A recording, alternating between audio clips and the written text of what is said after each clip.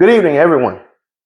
Welcome back to the Clark Historic Landmark Site, Roanoke, Alabama, and this is our Civic Education Workshop Series, Part 2. Welcome.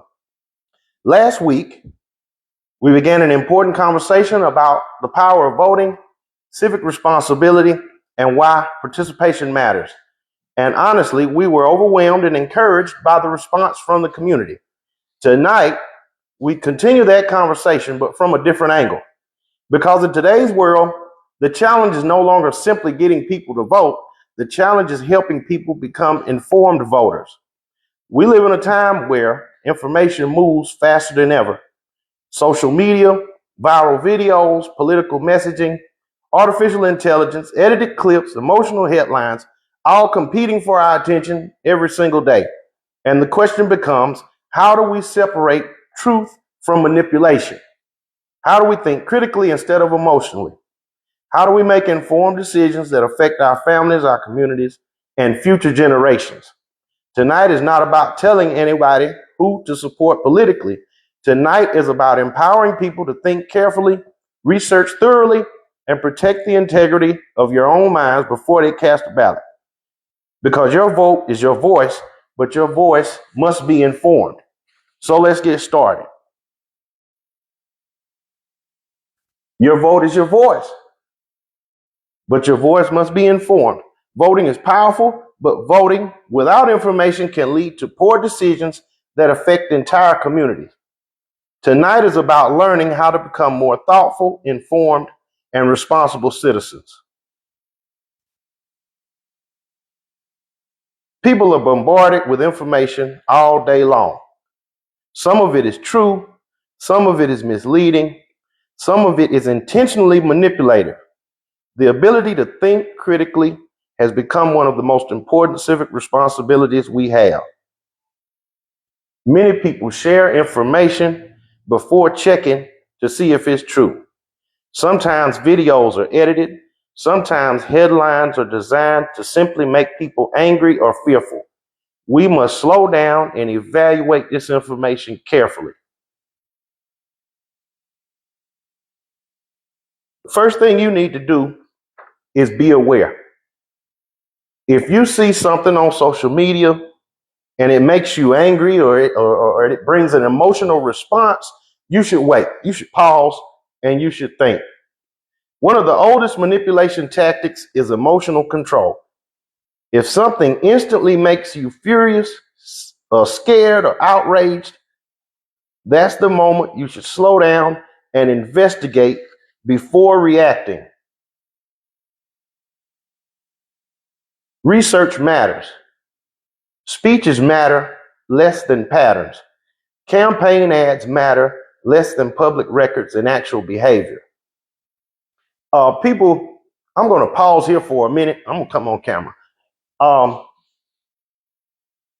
That's one thing about politicians who have a career in politics is they have a record.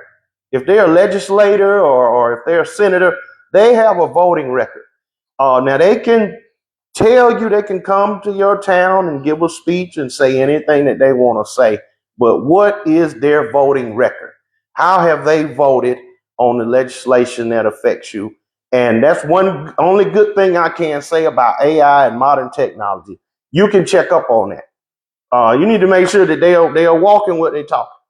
You need to make sure that they are walking the walk for whatever they are saying, and that information is supported with their voting record. I'm going to step out. Now, yep, so I jumped ahead a little bit, but don't just watch the speeches. Watch the behavior. Anybody can sound impressive during election season. The real question is, what has this person actually done? How have they treated people? Have they consistently shown leadership and integrity? One thing about social media, it's designed to capture emotion. Social media platforms are a business. Their goal is attention. The more emotional content becomes, the more engagement it receives. That means anger and fear often spread faster than facts. We were just talking about that emotional reaction.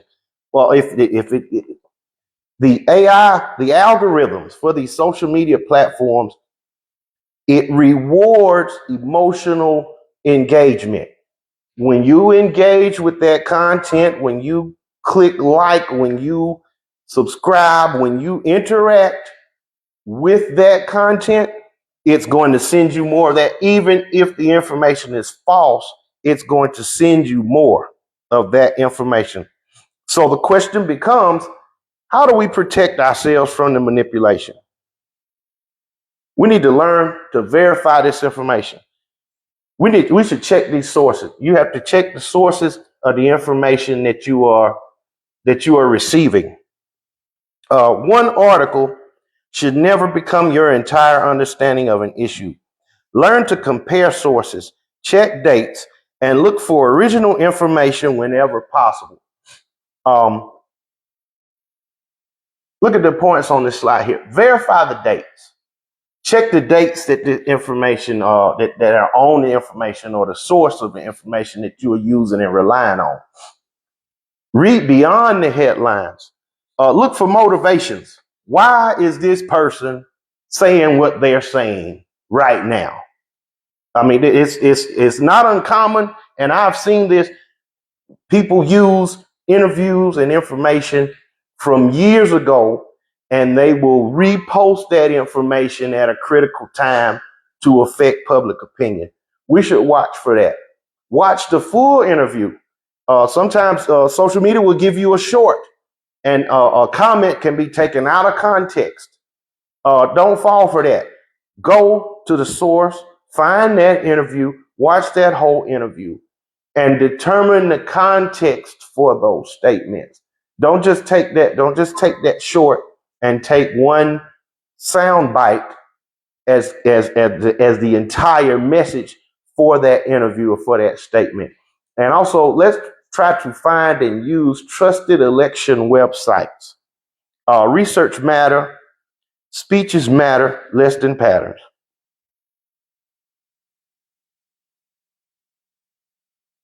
Critical thinking is civic responsibility. We need to start thinking about, and I was just speaking about, I'm sorry I jumped ahead on the slides, but we need to start thinking about the information that we're receiving and learn to interpret it. Don't just take these things at face value.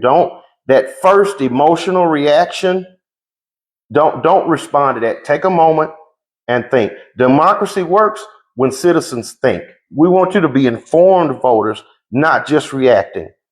Independent thought matters. We cannot allow party politics, trends, and social media, public pressure to do all of our thinking for us.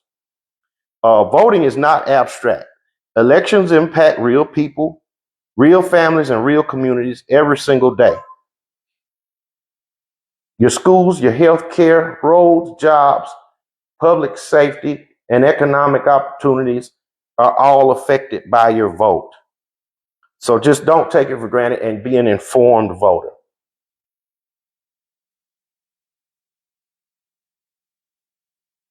Your vote is your voice, but you must be informed.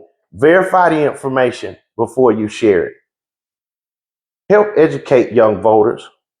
Attend meetings, just like this workshop. I'm glad you're here to get this information. Learn as much as you can about local government. Stay engaged even after elections.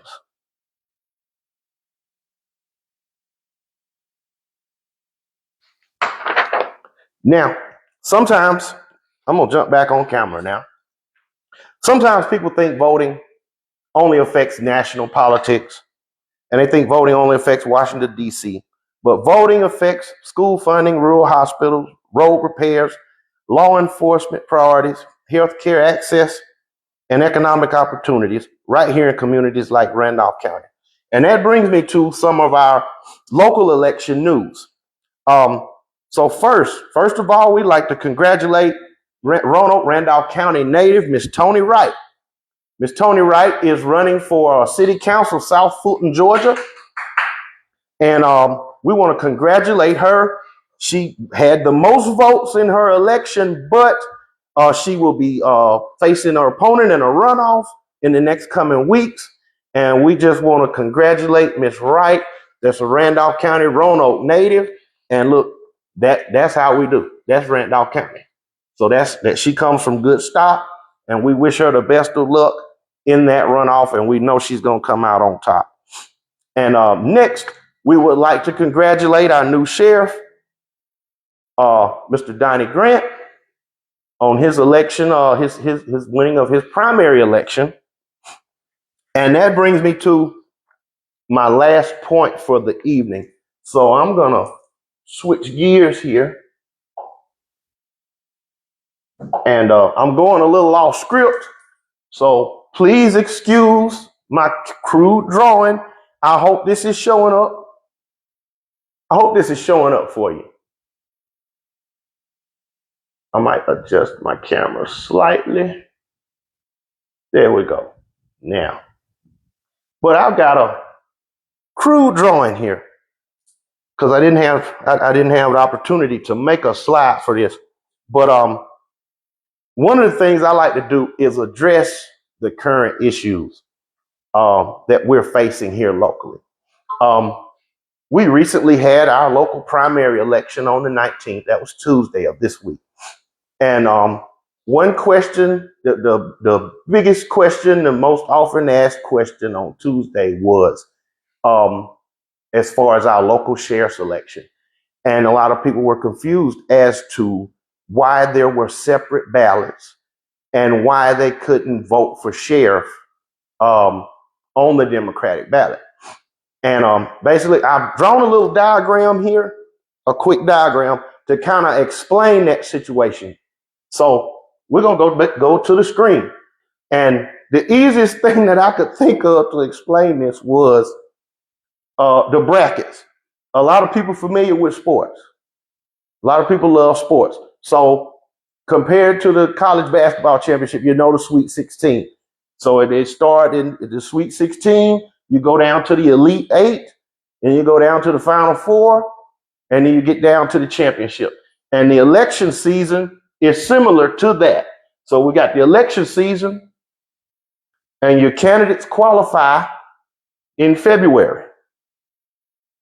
So your candidates qualify in February, and their campaigns run into the election in November. Okay, and I've got a number here for each month. Okay, so 2, February, 3, 4, 5, 6, 7, 8, and the candidates run all year long. And I've got my brackets here. And so we start out here on the end, we've got a very large field. You got a very large field of candidates. So you got a lot of different people and on both sides.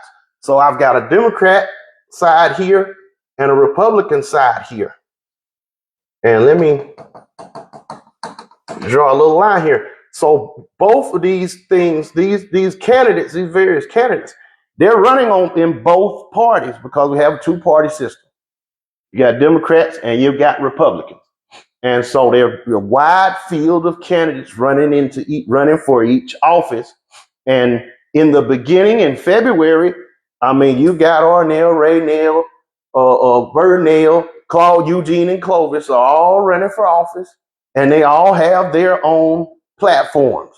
So let's just say, Arnell, he's got his platform is it may be social issues. And the next candidate might be running on economic issues. And another candidate may be running on accountability issues.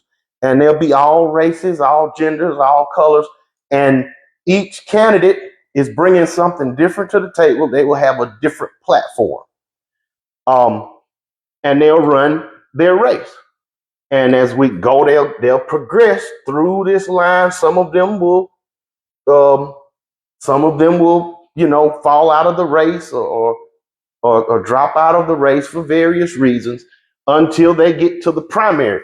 And that's about where we are now. We're in this primary here. All right, now, all these candidates have been running since February, and for their respective parties, they're running for the position to run in the general election in November. And that's what happened. That's what was going on Tuesday on the 19th. All of these candidates were running for the top spot for their party in that respective office to run in the general election in November. So that is the process of elimination. That's the democratic process. That's how it works. Now, what happened on Tuesday as far as locally in our local sheriff's election, so there was a Republican candidate for sheriff, but there wasn't one, a Democrat running. So the only way to vote for the sheriff in Randolph County was to take a Republican ballot. Now, that was the only way to do it.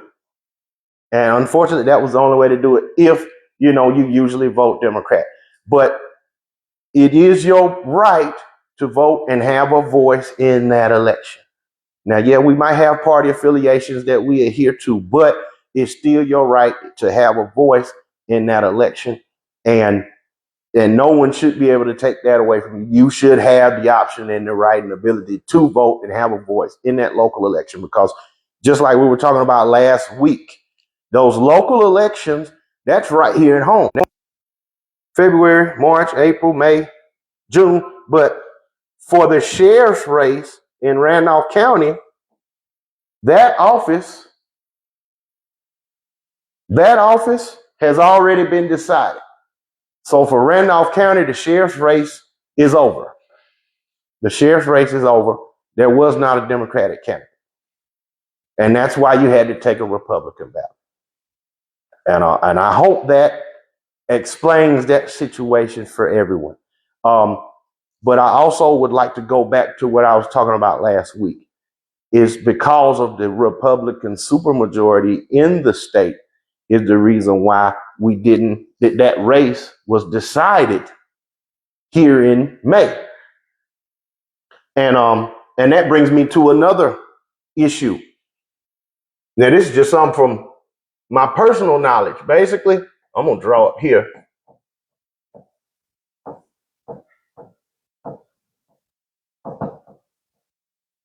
All right, so in order to run a statewide campaign, it's estimated you need a minimum of $25,000. $25,000. So that means to run from February to November to run a statewide campaign. So that's a state Senate race, or a U.S. Senate race, or U.S. representative race. You're going to need $25,000. Now, here's the problem that we had here in Randolph County with only one candidate and one party running for office. That is a common problem across the state. That's going on across the state. So we only had a Republican running for sheriff. That's going on. If it's 60 counties in Alabama, that's going on across the state. And basically what that is allowing, what that is causing is those candidates don't have to go all the way to the finish line. So that instead of them having to spend $25,000, they may be only spending, oh my goodness, they may only spending $10,000 or $12,000. Because those races are being decided very early in the game. November is 5 months away. So, I'm sorry, 6 months away. So those candidates, they don't have to run those races. They don't have to run those races. They don't have to run and campaign for the rest of the year.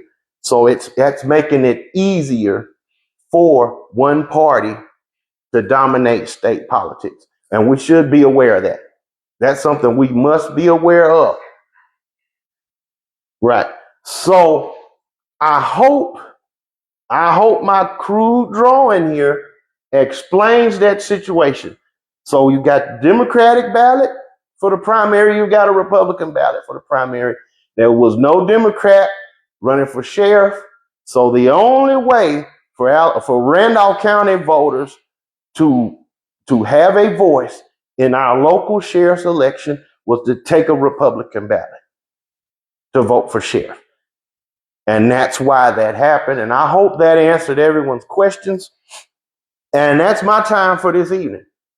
But I hope y'all will join us next week here at the Clark Historic Site. We're doing voter workshops, 6 p.m. on every Thursday. So we're going to be doing something every Thursday. I hope y'all found this informative. I hope you'll join me next week. And thank you for tuning in. Thank you.